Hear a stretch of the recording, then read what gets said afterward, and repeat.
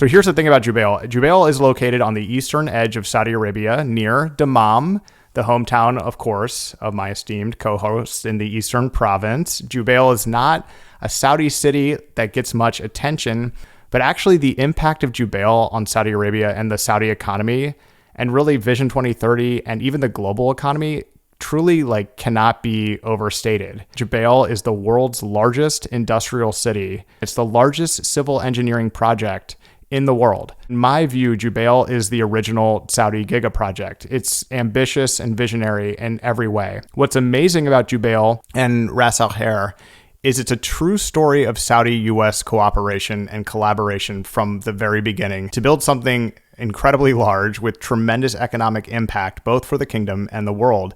In its modern form and significance, Jubail was established in 1975, 50 years ago, and that's really where this story begins. In the early 1970s, Jubail was nothing but a deserted suburbs of an ancient fishing village and pearling village.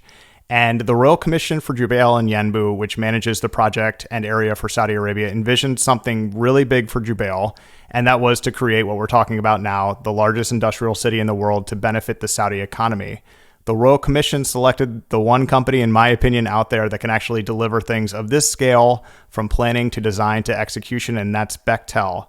Bechtel is one of the largest construction companies in the world, still privately held, which is amazing. At that time was based in San Francisco. And I think kind of importantly, Bechtel had a tremendous track record already in Saudi Arabia. What Bechtel and the RCJY did was plan and build a city from the sand up, a new industrial city that would move Saudi Arabia forward, cement its importance in global industry, and create a perpetual boost to Saudi Arabia's oil-dominated economy, whose duration is not measured in years, but really in generations. We are talking about building a real city, and real cities have needs: airports, shipping ports, housing, schools, universities, everything in between, everything that a city needs. Bechtel and the RCJY did it.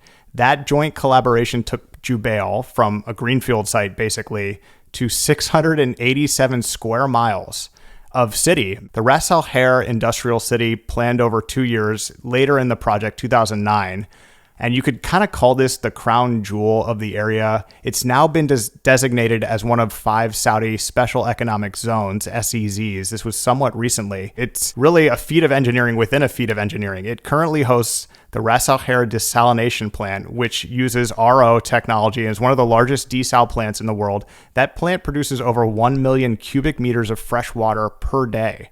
And what many people don't know about this plant is, despite how far away it is actually so critical to Riyadh, the Saudi capital, and meeting its water needs. The Al Jubail desal plant supplies Riyadh with water through pipelines all the way from the coast to the middle of the country, 500 miles long. Jubail, and this is really astonishing, Jubail accounts for 7% of the country's GDP. Today, Saudi Arabia, from the outside looking in, is often defined by these giga-projects. These are the ones that make the headlines and provide space for criticisms. They come up with big price tags, and often the vision for these projects is almost hard to believe. And really, their success will change the economic reality of a kingdom looking to diversify. That's exactly what happened with Jubail back in the 70s. The kingdom was looking to add some diversification to its economy. They put out all the money, they hired the right company and did it. And the impact, 7% of GDP, is right there.